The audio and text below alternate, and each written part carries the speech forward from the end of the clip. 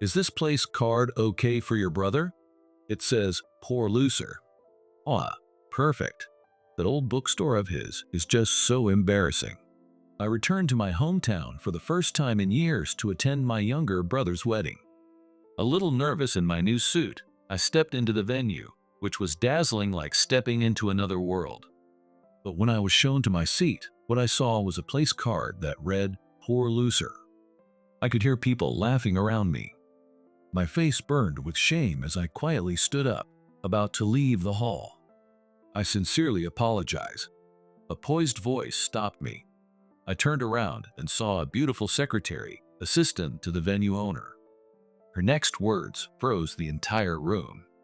And from that day on, everything began to change. My name is Thomas. I'm 45 years old and run a small bookstore in a regional town. After graduating college, I worked at a major publishing company in New York for about 10 years before returning to my hometown to open the shop. It may not be flashy, but the store is rooted in the community and supported by many loyal customers. Thomas, working before the shop opens again? Bathed in the morning light streaming through the bookstore windows, I was organizing the shelves when Matthew, the local cafe owner, called out to me. Yeah, Matthew. Just sorting out the new arrivals.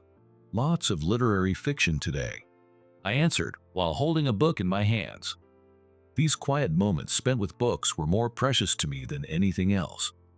By the way, isn't your brother's wedding coming up? People are talking how he's a doctor now and marrying into a well-off family. I gave a faintly conflicted smile. My younger brother, Kevin, and I had grown distant over the years. After graduating from a prestigious medical university, he began working at a university hospital. Our parents passed away 10 years ago, and since then, we'd only seen each other at our annual cemetery visit. Yes, it's next week. Honestly, I was surprised when I got the invitation. Are you going? I'm planning to, after all. He's my only family. As I arranged books on the shelf, memories came flooding back. Kevin had been a cheerful, kind child. But somewhere along the way, he changed. Excelling in school, getting into med school, and finding success seemed to inflate his pride. The town outside the bookstore window had changed a lot from when we were kids.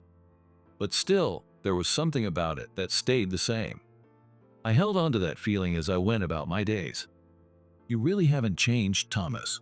You've always loved books and been the quiet type. Maybe all that hasn't changed is how I look. I laughed as I said it. But in truth, I had changed in my own way. When I left the New York publishing world to return home, I knew people saw it as me giving up. But to me, it wasn't defeat, it was a new choice. From the back of the bookstore, an old photo frame caught my eye. It was the last family photo of the four of us, our parents, Kevin, and me. We took it on the day Kevin got accepted into medical school. Back then, we still had that sense of family.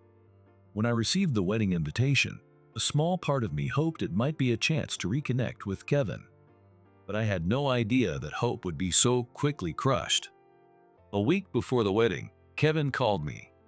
I was a bit surprised to hear from him after so long, but I answered the phone. Hey, Thomas. I wanted to check if you're able to come to the wedding. Yes, of course. Thanks for the invitation. I'll definitely be there. Actually, there's something I'd like to ask. Please don't give a speech. There was a hint of tension in Kevin's voice. I was a little taken aback, but responded calmly. I see, that's fine. I wasn't really planning one anyway. And, if you could, try not to draw attention. Melissa's family, you see, they're all very prominent people. As Kevin hesitated and avoided a clear answer, I felt a small ache in my chest. Don't worry, I won't cause any trouble. Oh, one more thing. I'd like you to wear a high-end brand suit on the day. The venue is very upscale. Kevin's words left me speechless for a moment. Running a small bookstore, I didn't have that kind of money to spare. All right, I'll do what I can. After hanging up, I let out a long sigh. Still, it was Kevin's big day. I decided to do what I could. The next day, I used part of my savings to step into a high-end department store suit section for the first time in my life. It wasn't the finest suit, but for me, it was expensive. That's a nice suit. Is it for a wedding? Matthew happened to see me and asked. I nodded, a bit embarrassed. Kevin asked me to dress respectably. Seems like your brother still thinks of you as family, huh? Maybe so, I replied with a vague smile. But the truth was, Kevin's request had clearly meant don't embarrass me.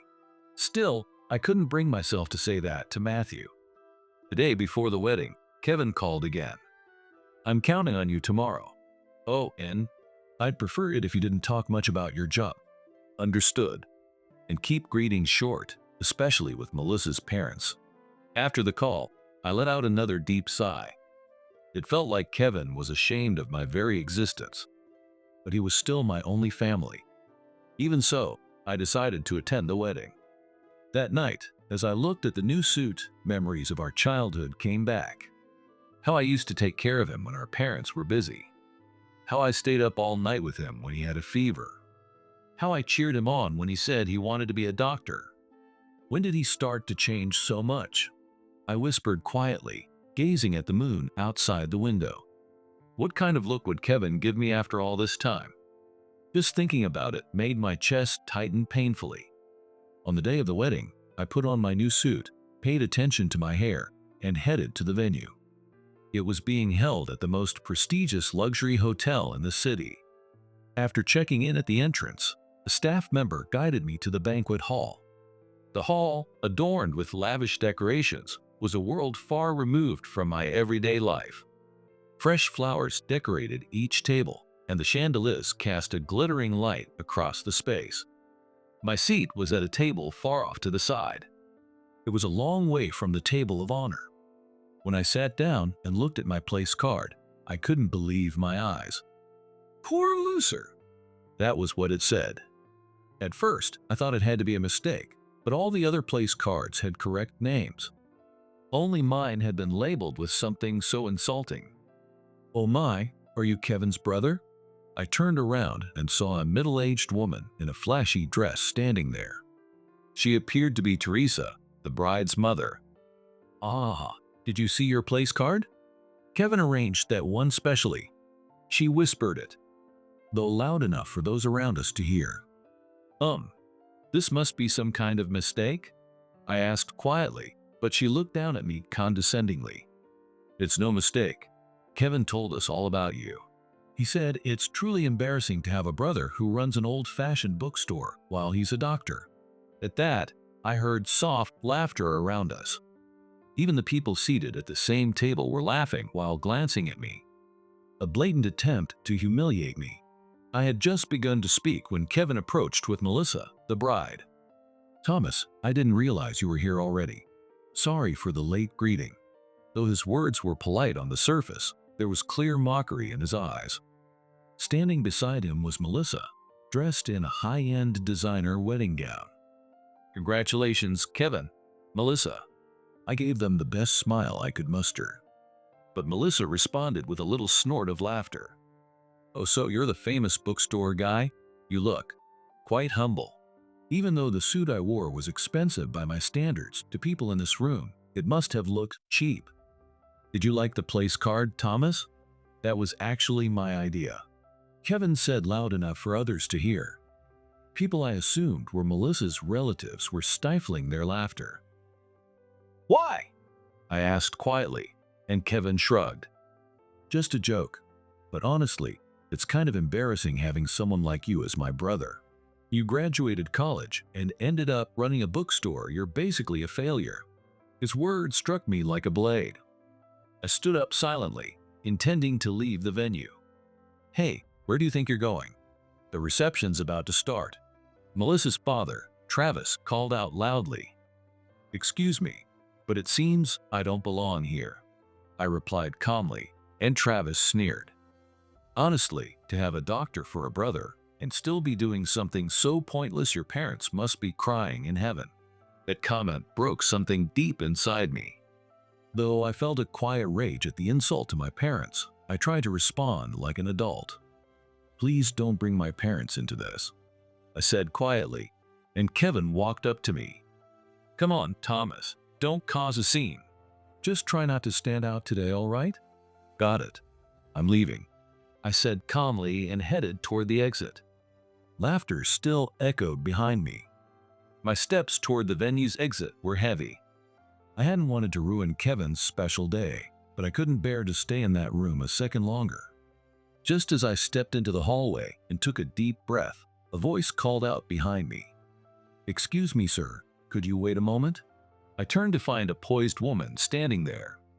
She looked to be in her early 40s, wearing a sleek suit and a staff badge from the venue. "My name is Heather. I'm the manager and executive secretary for the Morgan Group. I saw everything that happened just now. On behalf of our staff, I deeply apologize for the way you were treated." She bowed politely. "No, this is a family matter. Thank you for your concern. I'm afraid we cannot allow this kind of behavior at our hotel. May I ask for a few minutes of your time?" Her sincere tone caught me off guard, but I nodded.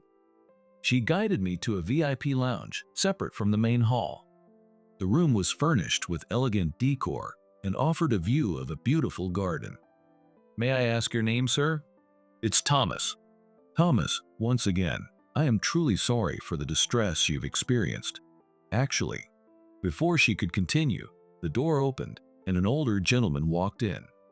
He carried an air of authority, and Heather bowed respectfully. "Samuel, this is the guest I mentioned." "Thomas, please accept my sincere apologies for the unpleasant experience today. I am Samuel, owner of this group." He bowed deeply to me. I was flustered by such an unexpected gesture. No, I should be the one apologizing for the disruption at my brother's wedding. No, the fault lies with us. It is disgraceful that such a humiliating act occurred at our facility. His words carried real weight. Samuel gestured for me to take a seat on the sofa, then exchanged a glance with Heather. She promptly brought over a cup of fine tea. "Heather, please explain the details." "Yes, Thomas, regarding the place card. Our staff actually noticed the issue beforehand." She took out a tablet and showed me a video. It was surveillance footage from the venue. It clearly showed Kevin and Melissa switching the place cards during setup. Originally, your place card had your correct name on it, just Thomas. But 2 hours before the ceremony, the groom and bride replaced it. I was speechless watching the footage. Kevin's act had not been a mistake, it had been a deliberate insult. I see. This kind of behavior directly violates our hotel's policies. Tampering with the seating arrangements is a breach of contract. Furthermore, we record portions of conversations in the venue for security reasons, such as in case of emergencies or criminal activity. She played another audio file. It captured Kevin, Melissa, and her family clearly mocking me, calling me a poor nobody and a disgrace. To think my own family sees me this way. My voice trembled. All those years of unease weren't just in my head.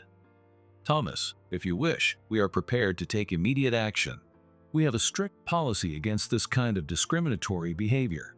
We're prepared to take action immediately, including canceling the ceremony if necessary." For a moment, I felt tempted by that suggestion. But I couldn't bring myself to ruin what was supposed to be Kevin's special day. "Thank you, but this is my brother's big day. It's enough if I quietly leave." "I see. You have my deepest respect for your kindness. Thomas, at the very least, we'll replace your place card with the correct one, and those who made discriminatory remarks will be formally reprimanded later."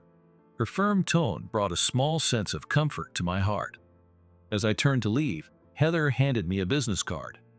"If anything comes up, please feel free to contact me anytime. And, if you don't mind, could you tell me where your bookstore is located?" "You know about my bookstore?" "Yes, from what Kevin mentioned. And actually, I'm quite fond of reading myself." I gave her the address and thanked her before leaving the room.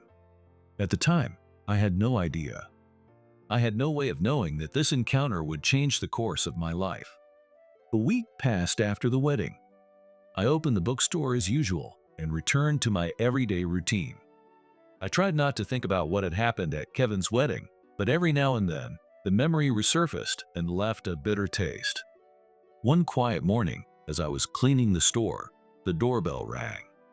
Though it was still before opening time, I turned around expecting a regular customer, only to find Heather standing there. "Good morning. I hope it's all right I came by before opening." "Heather, what brings you here? I told you I'd stop by, didn't I?" "As a book lover, I just had to see your store for myself," she said with a smile. This time, she wasn't in a business suit, but a simple dress that gave her a softer presence. "Please, feel free to look around. It's still before opening hours, but you're welcome. This is such a lovely bookstore. It's rare to see books arranged so thoughtfully," she said as she looked over the shelves. Her eyes were those of someone who truly loved books. "Thomas, actually, I came to consult you about something else. It's a request from Samuel as well." "From Samuel?" "Yes. The Morgan Group is planning to place high-quality books in the lobbies and rooms of our hotels. We would like you to handle the selection and delivery." I was stunned. The Morgan Group owned multiple hotels and venues across the region. Why my small bookstore? Surely there are bigger chains you could ask. Samuel said, "We want books chosen by someone who truly loves them." "And?" He said he was deeply impressed by your character. She pulled some documents from her bag. The contract laid out all the terms in detail. Supplying hundreds of books a month. This would be a major deal for my store. That's a lot to take in at once. Of course, you don't need to decide right away. Please take your time. As she spoke, she continued to browse the store slowly. She paused at the literature section, narrowing her eyes as she picked up a book. "This is one of my favorite authors. I can't believe you even have the out-of-print works. You mentioned you were a reader." "Yes, with my busy schedule, reading is my way of winding down. I thought that if I talked to you, I might discover some wonderful new books." She said that with a smile. And in that smile, I felt something warm stir within me. "And I have an update regarding the other matter." Her expression grew more serious. "Samuel formally issued a warning and a demand for an apology to the bride and groom's side. And," she paused as if choosing her words carefully, "it turns out this wasn't the first time that family behaved this way. Other staff reported similar discriminatory incidents with previous guests." "Is that so?" "Yes. That's why the Morgan Group has decided to terminate all future business with them." I was shocked. The Morgan Group was the largest event and hospitality company in the region. Cutting ties with someone like that was a major social statement. Isn't that a bit too much? After all, this started as a family issue. "No, this is a business decision. Our group has a zero-tolerance policy toward discrimination and harassment. And," she lowered her voice slightly, "we also discovered that the bride's family had caused trouble with their payments. They pretended to be wealthy, but in reality, they were living far beyond their means." Heather, well-versed in life hacks, had a unique understanding of the fine print in contracts. She pulled out a document and showed it to me. "This is a portion of the signed contract. There's a penalty clause stating that discriminatory behavior constitutes a breach of contract and requires full payment of fees." She continued, "Nowadays, wedding venue contracts often include anti-harassment clauses. Not many people realize this, but it's becoming standard practice. All discriminatory remarks toward guests are recorded and can be used as legal evidence." I had no idea contracts had such provisions. Her knowledge opened my eyes to something new. It's not widely known, but discriminatory behavior at venues can have serious legal consequences. After consulting with our attorneys, we sent a formal invoice to the bride's parents. This wasn't personal revenge, it was based on policy. Her calm explanation impressed me. Heather wasn't just kind, she carried herself with the professionalism of someone deeply committed to her work. "Heather, thank you. But it's hard knowing this might really hurt my brother and his new family. Thomas, your kindness is admirable. But this isn't about punishing them personally, it's about holding people accountable in a business setting." And she looked around the store thoughtfully. "Those who love books often know how to respect others. I believe the world needs more people like you, Thomas." Her words caught me off guard. For so long, I felt no one had truly seen or valued my choices. Please consider the contract seriously. We're truly interested in working with your bookstore, she said, leaving her card on the counter and walking out. Through the window, her figure seemed to carry a quiet strength. A few days after Heather's visit, I decided to accept the contract with the Morgan Group. As I was putting together the book list for the first delivery, the door to the store opened. "Thomas, you won't believe what's going on. It's all over town." Matthew, one of my regulars, burst in out of breath. "What's wrong? You look shaken." "It's about Kevin's wedding. The bride's family is being sued by the Morgan Group." I froze.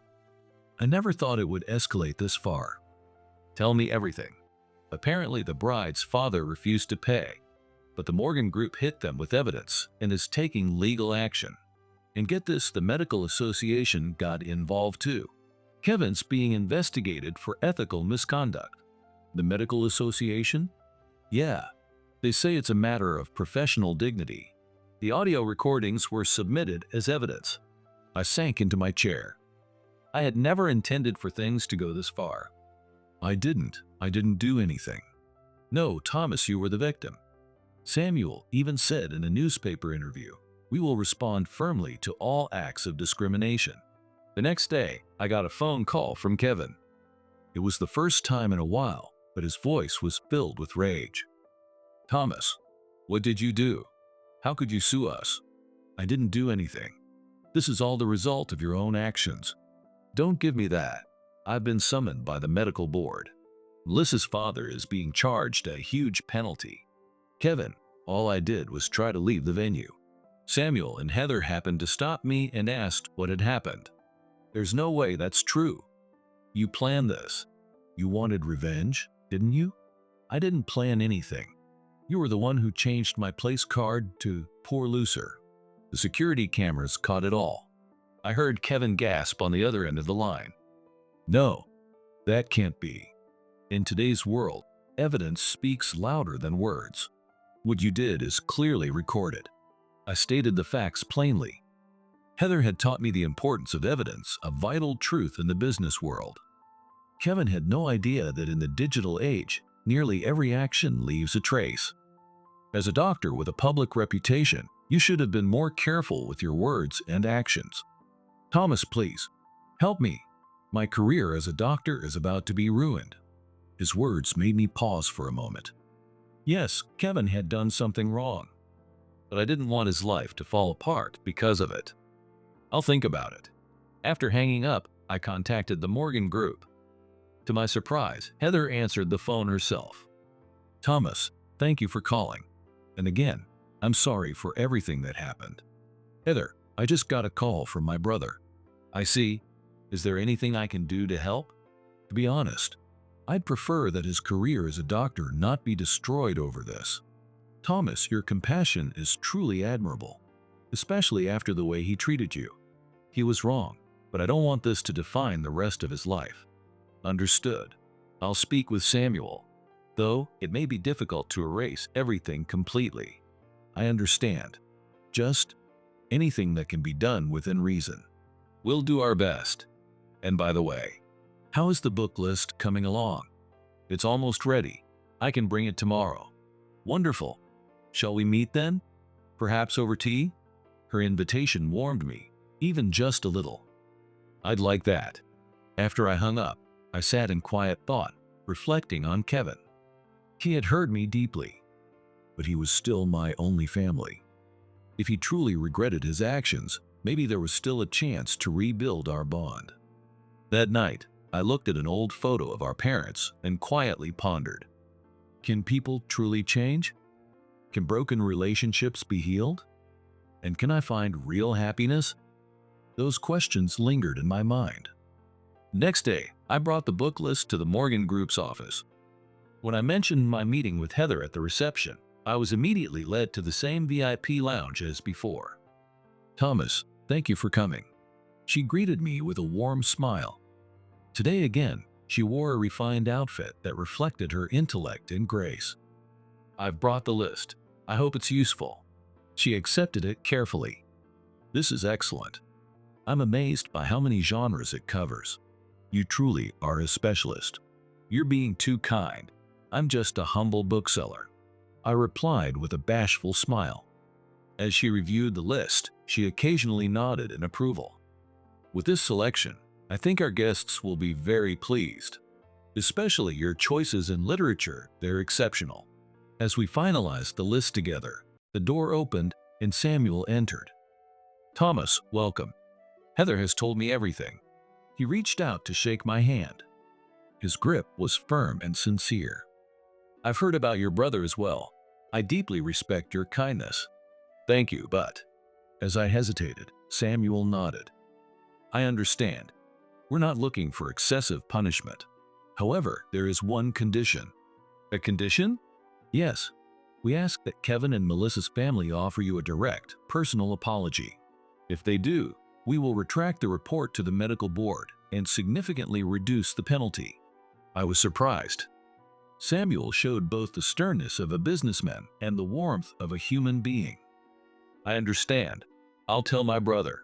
Then we'll arrange the meeting. Is tomorrow afternoon convenient? I nodded. I held on to a faint hope that my relationship with my brother might be mended. And one more thing. Samuel handed me a document. It was an official appointment letter for the position of Cultural Advisor, Morgan Group. Thomas, would you consider serving as our cultural advisor? Not just for selecting books, but to help shape the cultural ambience of all our hotels. The offer stunned me. The idea of combining my love for reading with my profession had never crossed my mind. Would I really be qualified for something like that? You're more than qualified. Your knowledge and taste will bring something truly special to our hotels. Heather's words made me feel the stirrings of a new future. Please let me think about it, I said, and Samuel nodded with a satisfied smile. Of course. No rush. We'll see you tomorrow at the meeting with your brother. On my way out, Heather escorted me to the cafe on the first floor. There, the two of us enjoyed a quiet cup of tea, chatting about books. The conversation started with work, but gradually turned more personal. Actually, I worked at a publishing company in my 20s. A publisher? I used to work at one in New York too. Really? What department? Literary editing. I was in sales. I joined because I loved books, but all they cared about were sales figures. Her words resonated deeply with me. I shared my reasons for leaving New York and returning home to run a bookstore. That was a wonderful choice. Doing what you truly love, that's real happiness. Her words melted away some of the doubt I had carried for years. For the first time, I felt that maybe I hadn't made a mistake leaving the big city. And you're doing amazing work yourself, Heather. Thank you. I've been through my share of ups and downs, but this job truly feels like my calling. We talked about past failures, second chances, and the paths we had chosen. It was hard to believe we had only just met. Thomas, are you nervous about tomorrow's meeting? A little. Yes. It's going to be all right. We're with you. And remember, this isn't about revenge. It's a chance for reconciliation. Those words gave me strength. Thank you. Just knowing that you're here, Heather, gives me the courage I need. And I'm glad I get to work with someone like you, Thomas. As the sun began to dip into the west, we parted ways. Heading into the meeting the next day, my heart was filled with a swirl of emotions. But unlike before, there was no despair. If anything, there was a quiet hope for something new. That afternoon, I returned to the Morgan Group's office. Today was the day of the important meeting. Heather welcomed me and guided me to a special conference room. Are you all right? You seem a little nervous. Yes, a little. Don't worry. This is just a conversation.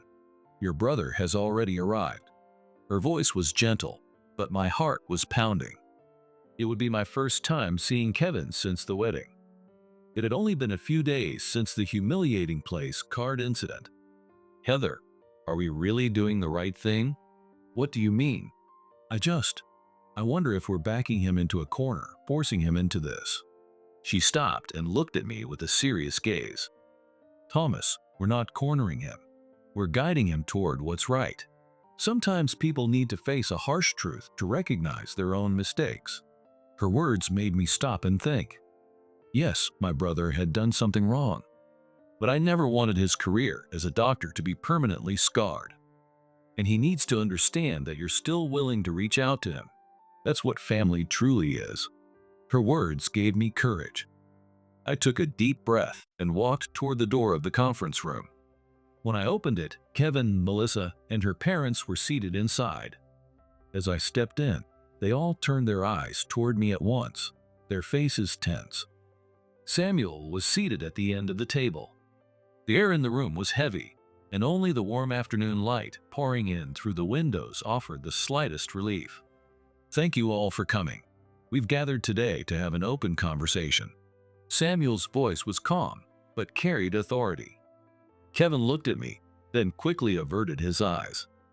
He looked nothing like the confident doctor I knew. His shoulders slumped in defeat. Melissa wore a sour expression, and her parents were visibly displeased.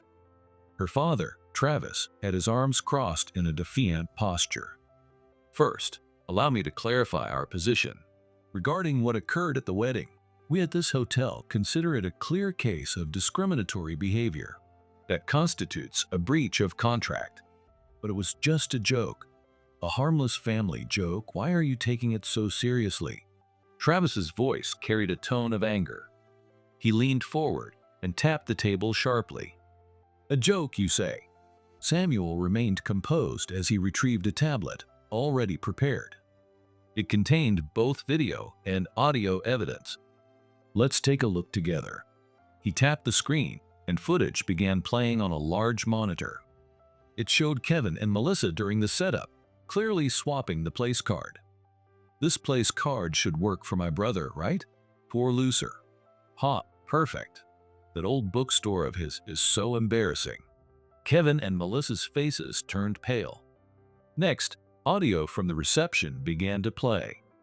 The voices of her parents and other relatives, laughing as they called me a poor man and a disgrace, came through the speakers with painful clarity. Kevin hung his head.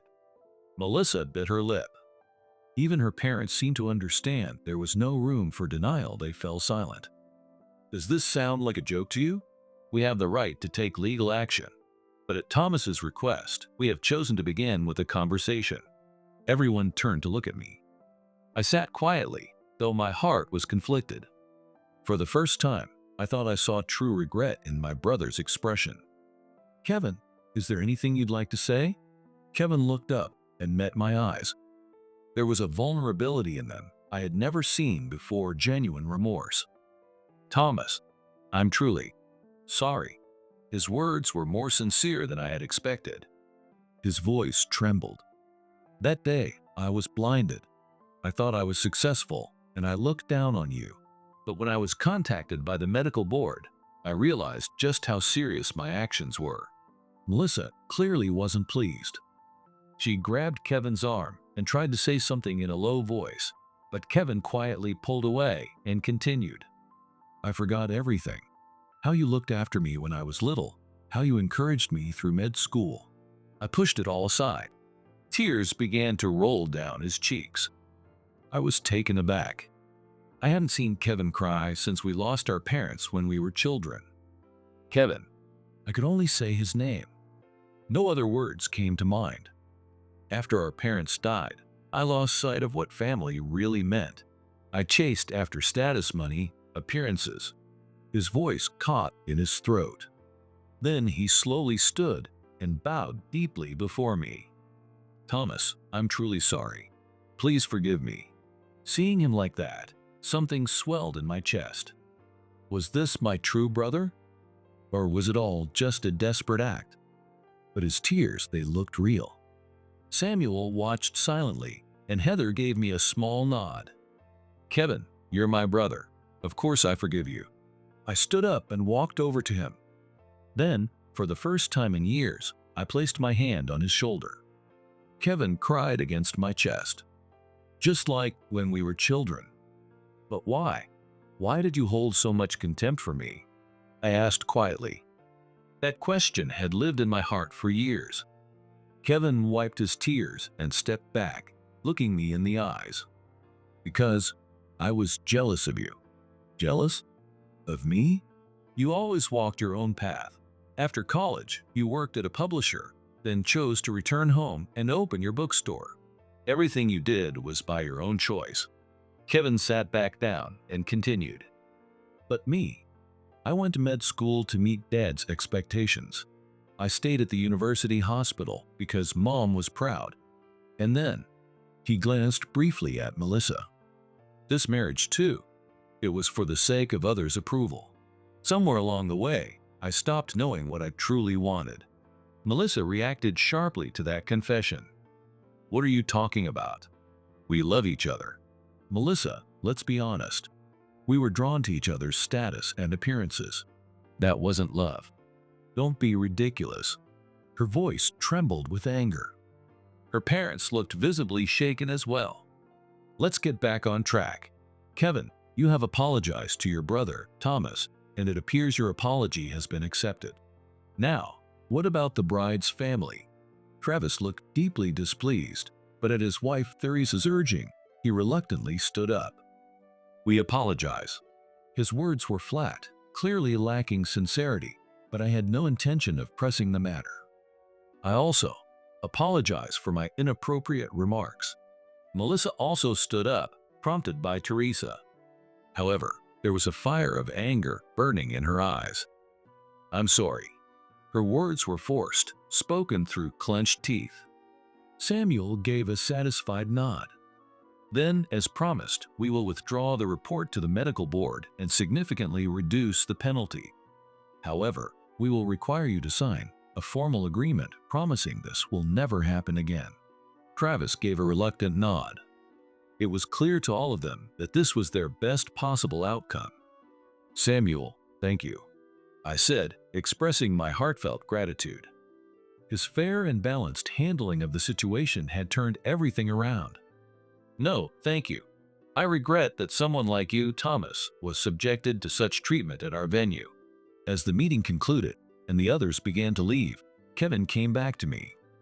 His expression held a sincerity I had never seen before. Thomas, could we talk again? Just the two of us? Of course. We stepped out of the conference room and moved to the terrace that overlooked the hotel's courtyard. Spring sunlight gently bathed the area in warmth as we sat side by side. Thomas, I'm truly sorry for the place card and for how I've treated you all these years. You don't need to keep apologizing. No, I want to. I need to. I've held so much in for so long, and I want you to hear all of it. I nodded quietly. Kevin took a deep breath and began. After our parents died, I lost my way. I became obsessed with living up to others' expectations, and I wanted to feel proud of walking a different path from yours. A different path? Yeah. When you came back from New York and opened that bookstore, people said, Thomas must have failed, so he returned home. But deep down, I didn't believe that. He looked up at the sky. You always followed your own path. I was jealous of that, but I didn't want to admit it. So I convinced myself I was better. By looking down on you, his words squeezed something tight in my chest. I had no idea my brother had been wrestling with such feelings. Kevin, I had no idea you felt that way. It's embarrassing to admit, but what happened at the wedding? It opened my eyes. I finally saw your quiet strength and my own weakness. He turned to me, a look of resolve in his eyes. Thomas, I want to change. I want to find out who I really am. And to do that, I'm going to leave the university hospital. I want to work at a small clinic somewhere where I can actually connect with patients and practice medicine the way I believe it should be done. His words surprised me. A position at a university hospital was considered one of the most prestigious and secure posts a doctor could hold. To give that up. Are you serious? I am. For the first time in my life. I really mean it, Thomas. There wasn't a hint of doubt in his eyes. I gave his shoulder a light pat. I'll support you. If there's anything I can do, just let me know. Thank you, Thomas. It felt like the trust that had long been lost between us was finally beginning to return. So, what about Melissa? Kevin's expression darkened. That's complicated. She'll be completely against me leaving the university hospital. But if I keep living like this, there's no future for our relationship. You should talk it through. Maybe she'll surprise you. Yeah, I'll try. But honestly, he trailed off.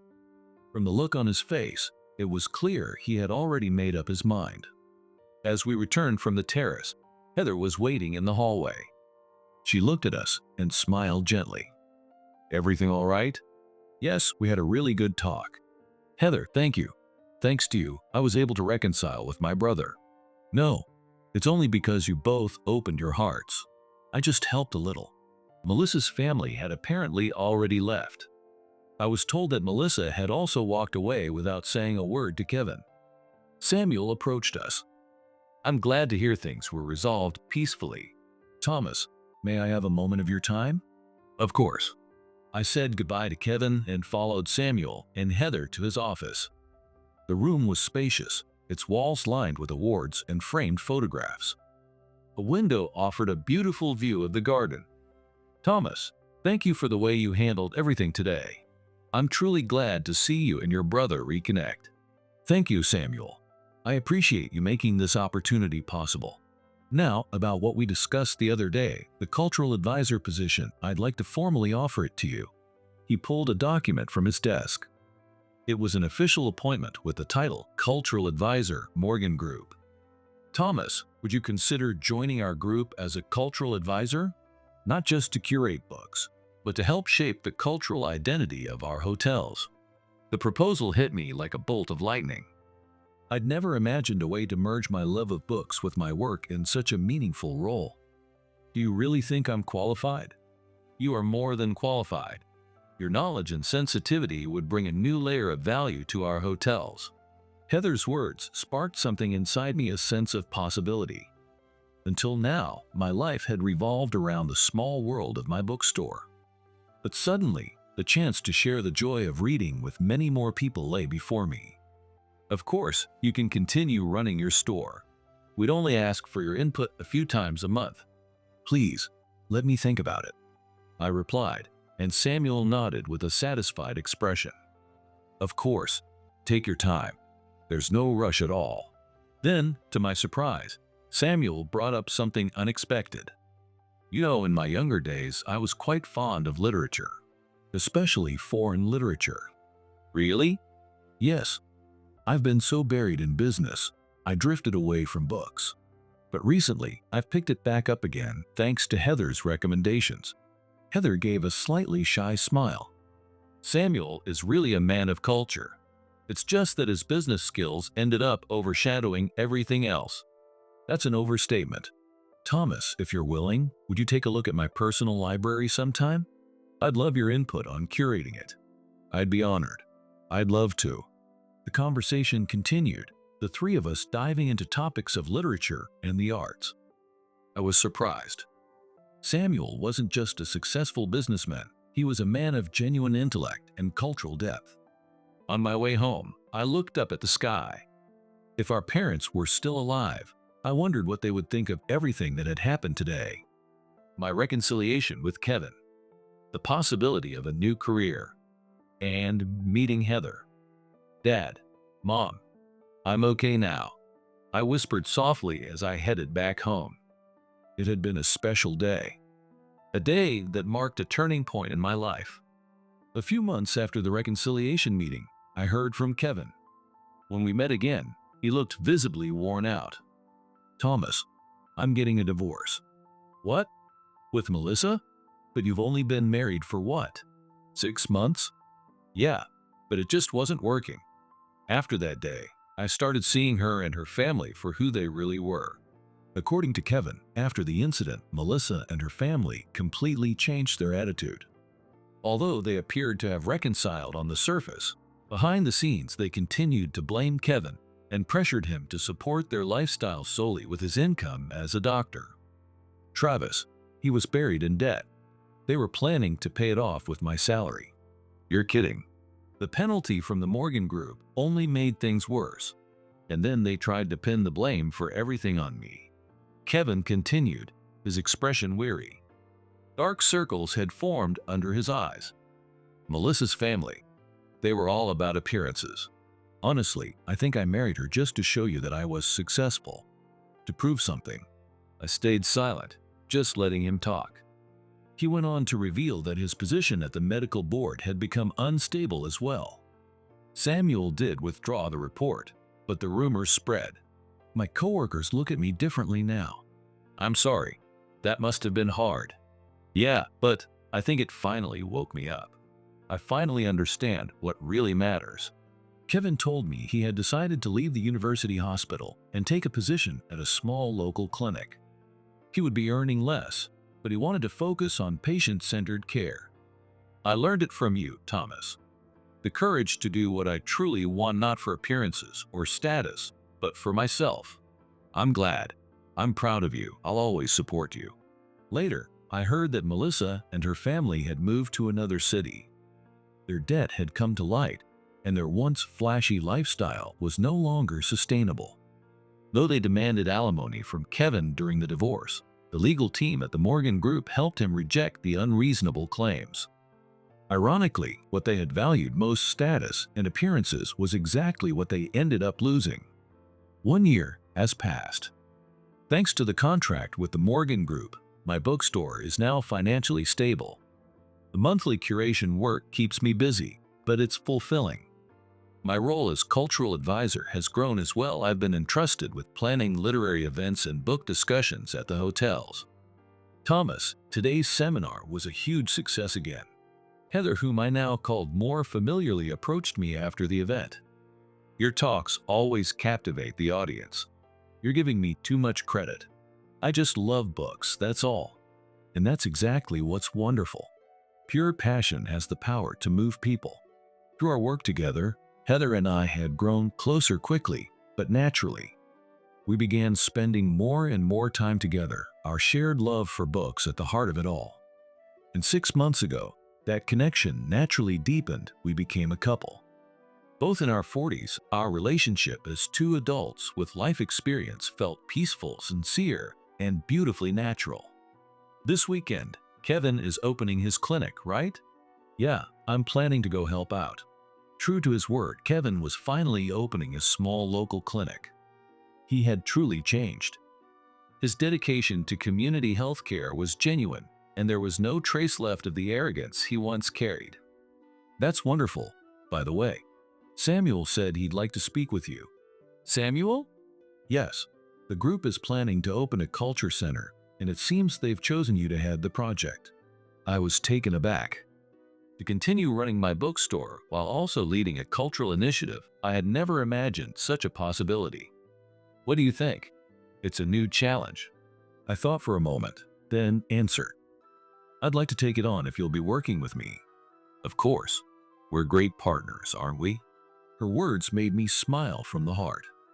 That weekend, we attended the opening party for Kevin's clinic. It was small, but filled with warmth, and many local residents had come to show their support. Wearing his white coat, Kevin greeted everyone with a smile. Thanks for coming, brother. You too, Heather. It's a wonderful clinic. It has a comforting feel to it.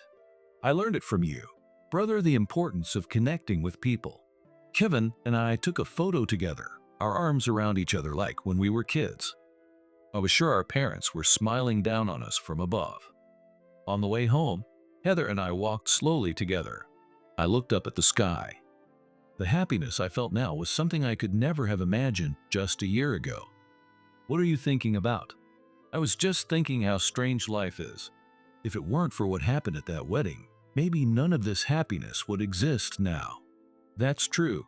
Sometimes painful experiences open doors to something new. If that place card hadn't said, "Poor loser," I may never have met you. A cruel little joke from fate, huh? We smiled at each other. Life can be full of unexpected twists. But if you live sincerely, happiness will find its way to you. I truly believe that. Thomas, let's keep walking forward together. Yeah, always. Hand in hand, we walked toward a future full of light.